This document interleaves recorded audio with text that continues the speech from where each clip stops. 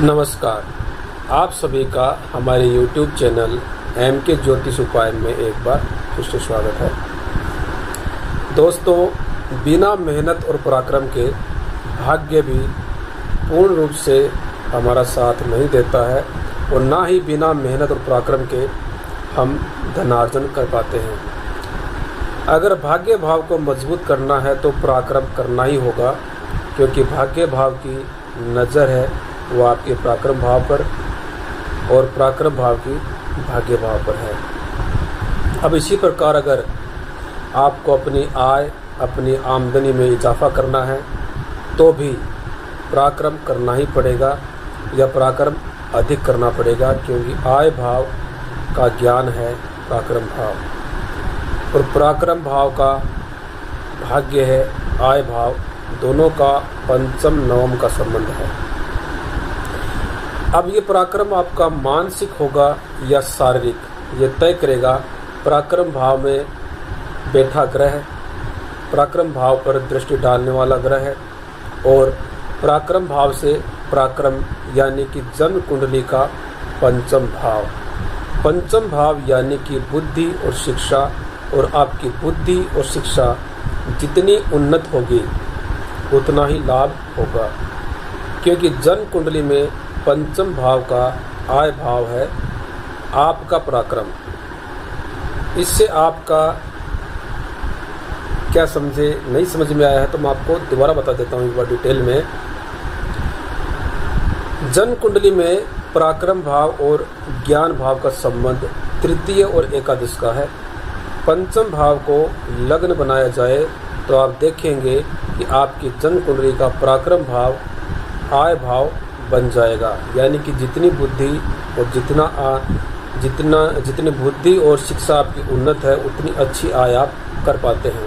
और अगर आप अपने पराक्रम भाव को लग्न बनाएं तो पंचम भाव आपका पराक्रम भाव बन जाएगा। इससे ये पता चलता है कि आपका पराक्रम ज़्यादातर मानसिक होगा या शारीरिक। आप अपनी बुद्धि या दिमाग के बलबूते पर आय करेंगे या शारीरिक मेहनत करके पसीना बहा के। अतः आपको अपने आय भाव को समझना है तो ये ट्रिक लगानी ही पड़ेगी, क्योंकि जन्म कुंडली का हर एक भाव दूसरे भाव पे टिका हुआ है, जिसको सपोर्टिंग भाव भी बोल सकते हैं। चलिए अब आगे बढ़ते हैं और बात करते हैं पराक्रम भाव यानी कि जन्म कुंडली के तृतीय भाव की। दोस्तों, आज इस वीडियो के माध्यम से बात करेंगे जन्म कुंडली के पराक्रम भाव की और जानेंगे कि क्यों हमें अपनी मेहनत का, अपने पराक्रम का पूर्ण रूप से लाभ नहीं मिल पाता है। लेकिन उससे पहले जान लेते हैं कि पराक्रम भाव से किन किन बातों का विचार किया जाता है। पराक्रम भाव से छोटे भाई बहन हमारा पराक्रम साहस, नौकर, पड़ोसी, मृत्यु, हाथ, कान, हम जो हस्ताक्षर करते हैं वो भी इसी भाव से देखा जाता है। और इसी के साथ साथ हमारा स्किल, टैलेंट, हाथ का हुनर, लेखन कला, शॉर्ट टर्म कोर्सेज, डेली का कम्युनिकेशन, कोई प्लानिंग बनाना आदि, पेंटिंग और हैंड राइटिंग। अगर हम आज इस वीडियो के माध्यम से जानेंगे कि क्यों हमारी मेहनत, हमारा हुनर, हमारा पराक्रम, हमारा टैलेंट, हमारी स्किल हमारा साथ नहीं देती या कुछ समय तक साथ देती है, लेकिन एक समय के बाद सब धरा का धरा रह जाता है। हमारी मेहनत, हमारी स्किल, हमारा टैलेंट बिल्कुल काम नहीं आता।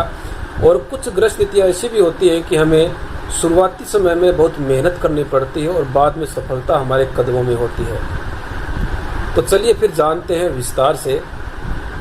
पराक्रम भाव या इसका स्वामी पीड़ित हो, किसी वक्री ग्रह से दृष्टि या युत हो, या पराक्रम भाव में कोई नीच राशि का ग्रह हो, या स्वयं पराक्रम भाव का स्वामी वक्री या नीच राशि में हो, पाप कर्तृदोष में हो, कमजोर हो, अस्त हो, या पराक्रम भाव सुसुप्ति अवस्था में हो, पराक्रम भाव या पराक्रमेश राहु, केतु या शनि से दृष्ट हो, युत हो, और साथ ही पराक्रम भाव का नैसर्गिक कारक ग्रह भी कहीं ना कहीं इसी प्रकार कमज़ोर अवस्था में हो, पीड़ित हो, तो ऐसी समस्या हमारे जीवन में देखने को मिल जाएगी। यानी कि हमारी मेहनत, हमारा हुनर, हमारी स्किल कुछ काम नहीं आएगी।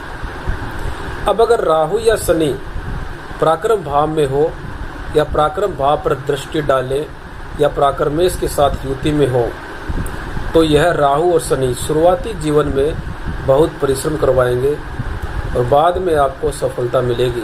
लेकिन यहाँ पराक्रम भाव का स्वामी अच्छी स्थिति में होना चाहिए। पराक्रम भाव में राहु, शनि, सूर्य, मंगल आदि ग्रह कारक होते हैं।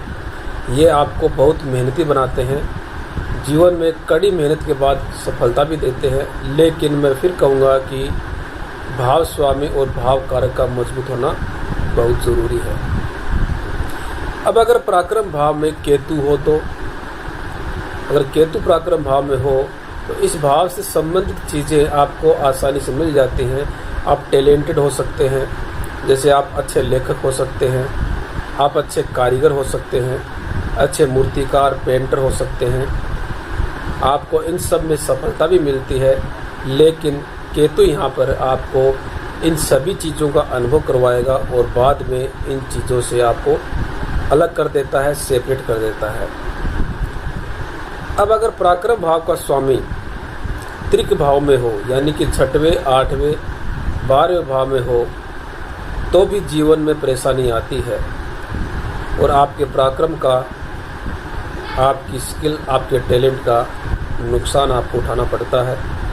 लेकिन पराक्रमेश अगर 6वें, 8वें या 12वें भाव में से किसी भी एक भाव में हो और भाव स्वामी यानी जिस भाव में हो उस भाव का स्वामी अपनी अच्छी स्थिति में हो, साथ ही लग्नेश भी बलवान हो, तो यह योग विपरीत राजयोग जैसा फल देता है। यानी कि शुरुआती जीवन में कष्ट और अधिक मेहनत और फिर सफलता आपके कदमों में। अब अगर पराक्रम भाव पर शुभ ग्रहों की दृष्टि हो, पराक्रम भाव का नैसर्गिक कारक ग्रह मजबूत स्थिति में हो, तो आपका पराक्रम और आपकी मेहनत व्यर्थ नहीं जाती है। अब अगर आपका पराक्रम भाव और पराक्रम भाव का स्वामी कमज़ोर या पीड़ित है, तो उस ग्रह के बीज मंत्र का ज़्यादा से ज़्यादा जाप करें, उसके आराध्य देव की पूजा पाठ करें, स्रोत का पाठ करें। अगर आपका पराक्रम भाव सुसुप्ति अवस्था में है तो बुध ग्रह संबंधित उपाय करें, गणेश जी की पूजा अर्चना करें। लग्नेश कोई भी हो, कोई फर्क नहीं पड़ता। अगर आपका पराक्रम भाव सुसुप्ति अवस्था में है तो बुध को स्ट्रॉन्ग करें, गणेश जी की पूजा अर्चना कर जरूर करें। तो अब आप भी अपने जन्म कुंडली में देखिए कि तीसरे भाव यानी कि पराक्रम भाव और उसके स्वामी ग्रह की क्या स्थिति बनी हुई है। अगर आप हमसे अपनी जन्म कुंडली के बारे में कुछ जानना चाहते हैं, कुछ पूछना चाहते हैं, कुछ कंसल्ट करना चाहते हैं या अपनी कुंडली का विश्लेषण करवाना चाहते हैं, तो आप हमें व्हाट्सएप के माध्यम से पूछ सकते हैं। तो दोस्तों, आज इस वीडियो में इतना ही।